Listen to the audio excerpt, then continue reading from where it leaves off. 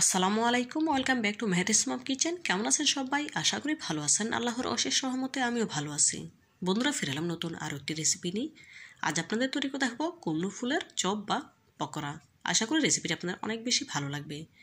তো বন্ধুরা, না টেনে পুরো ভিডিও জুড়ে সাথে থাকার অনুরোধ রইল। চলুন মূল রেসিপিতে যাওয়া যাক। চপ তৈরি করার জন্য এখানে কিছু ফুল নিয়েছি, দেখেই বুঝতে পারছেন। ফুলগুলো আমার বাজার থেকে কেনা। এখন এই ফুলের সাইডের অংশগুলো ফেলে দিতে হবে। দেখুন, সাইডে যে এক্সট্রা অংশগুলো রয়েছে সেগুলো আমি এখন ফেলে দেব।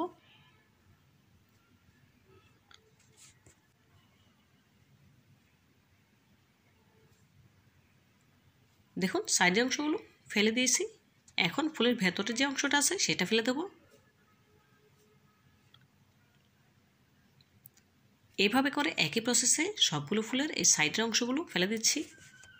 বন্ধুরা, ভিডিওর এই পর্যায়ে আপনাদের কাছে ছোট্ট একটি রিকোয়েস্ট রইল, যারা এখনও পর্যন্ত আমার ভিডিওটি দেখছেন একটি লাইক দিতে ভুলে গিয়েছেন, প্লিজ একটি লাইক দিয়ে ভিডিওটি কন্টিনিউ করবেন। আর যে সকল বন্ধুরা আমার চ্যানেলে নতুন ভিজিট করেছেন, রেসিপিটি ভালো লেগে থাকলে প্লিজ চ্যানেলটিতে সাবস্ক্রাইব করে পাশে থাকা অল অপশনে ক্লিক করে দেবেন। এতে করে আমি যখনই কোনো নতুন রেসিপি আপলোড করবো সবার আগে আপনার কাছে পৌঁছে যাবে। এই কাজটি যারা অলরেডি করে নিয়েছেন আপনাদেরকে জানাই অসংখ্য ধন্যবাদ।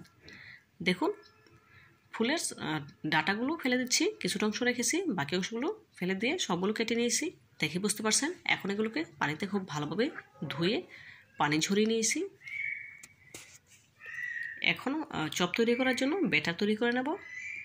কুমড়ো ফুলের চপ বা পকোড়া তৈরি করার জন্য এখানে একটি মিক্সিং বলে নিয়েছি। মেজারমেন্ট কাপের 1 কাপ বেসন, হাফ চা চামচ আদা বাটা, হাফ চা চামচ রসুন বাটা, কোয়াটা চা চামচ পরিমাণ গরম মশলার গুঁড়া, হাফ চা চামচ জিরা গুঁড়া, হাফ চা চামচ লাল মরিচের গুঁড়া,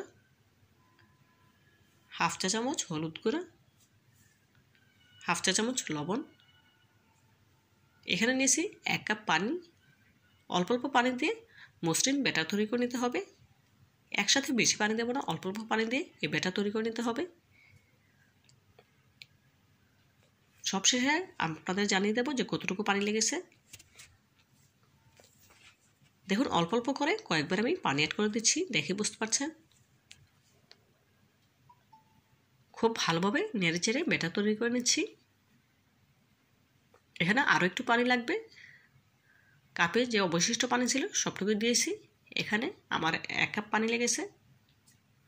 হ্যান্ড উইক্সের সাহায্যে খুব ভালোভাবে নেড়ে মসৃণ ব্যাটার তৈরি করে নিচ্ছি।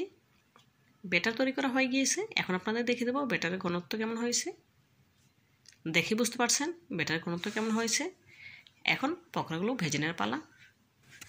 কুমড়ো ফুলের চপ বা পকোড়া ভেজে নেওয়ার জন্য চুলা একটি প্যানে পর্যাপ্ত পরিমাণে তেল দিয়ে গরম করে নিয়েছি।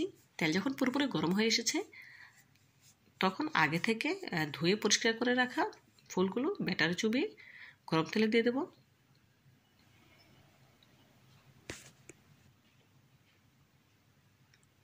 আরও একটি কুমড়ো ফুল বেসনের ব্যাটারে চুবিয়ে গরম তেলে ছেড়ে দেব।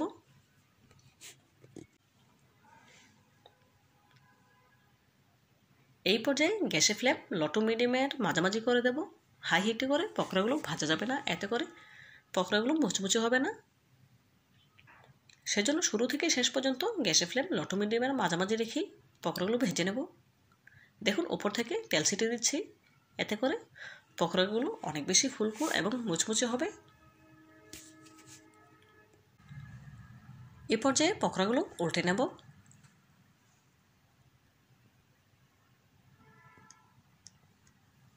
এভাবে করে কয়েকবার উল্টে পাল্টে পকোড়াগুলো গোল্ডেন ব্রাউন কালার করে ভেজে নেব। দেখুন, এই পর্যায়ে পকোড়াগুলো আমার ভাজা হয়ে গিয়েছে, দেখে বুঝতে পারছেন কালারটা কিন্তু অনেকটাই চেঞ্জ হয়ে এসেছে। এখন স্ট্রেনারে তুলে তেলটা সেঁকে নিতে হবে। এভাবে করে রাখলে পকোড়া থেকে খুব সহজেই তেলটা ঝরে যাবে।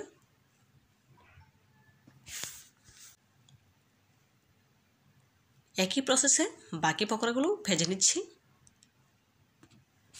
সবগুলো পকোড়া ভাজা হয়ে গেলে এখন একটি সার্ভিং ডিশে সার্ভ করে আপনাদের সাথে শেয়ার করছি।